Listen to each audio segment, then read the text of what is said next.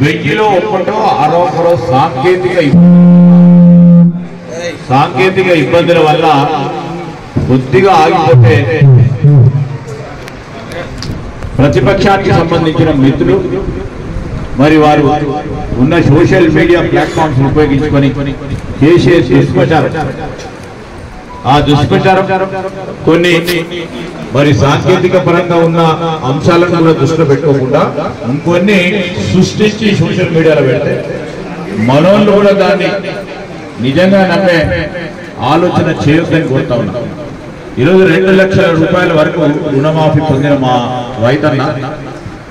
ఆలోచన చేస్తూ ఈరోజు వారికే కాదు సన్న రకాలకు సంబంధించి 500 రూపాయలు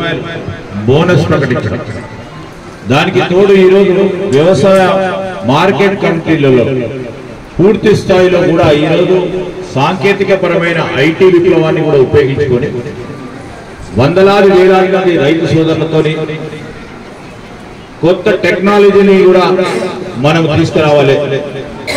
కొత్త ప్రయోగాలు ఏ విధంగా చేయాలని శాస్త్రవేత్తలతో అధికారులతో మాట్లాడించే కాన్ఫరెన్స్ వీడియో కాన్ఫరెన్సింగ్ కార్యక్రమాన్ని కూడా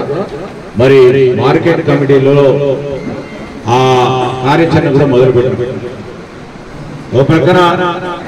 సాగునీటికి సంబంధించి గత ప్రభుత్వాలు చేసిన తప్పిదం, కాళేశ్వరం ప్రాజెక్టుకి సంబంధించి మీరందరూ కూడా ప్రత్యక్షంగా చూశారు. ఒకటి చేవెళ్ళ నియోజకవర్గానికి సంబంధించి ఈ రంగారెడ్డి జిల్లాలకు సంబంధించి ఆనాడు మనం అందరం అనుకున్నాం గోదావరి నది జలాలని అంబేద్కర్ గారి పేరిట ఒక పథకాన్ని మనం నిర్మాణం చేసుకొని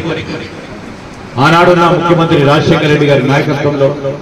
మొదలుపెట్టిన దాన్ని ఈ రంగారెడ్డి జిల్లాకు సంబంధించిన ఎగువ ప్రాంతాల రైతు సోదరులకు నీరందియాలని కాంగ్రెస్ పార్టీ ఆ రోజు ఆలోచన చేస్తే దాన్ని ఆపు చేసి కాళేశ్వరం ప్రాజెక్టును మొదలుపెట్టింది. 1,00,000 కోట్ల రూపాయలు మొదలుపెట్టిన ప్రాజెక్ట్, ఆ ప్రాజెక్టుకు సంబంధించిన బ్యారేజీ నిర్మాణం, ఆ బ్యారేజీ నిర్మాణంలో జరిగిన సాంకేతిక పరమైన మొత్తం తప్పులు మేము కాదు మొత్తం యావత్ రాష్ట్ర రైతాంగం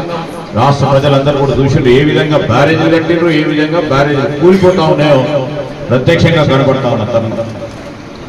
మేము ఈరోజు రైతు సోదరులకు సంబంధించి రాబోయే కాలంలో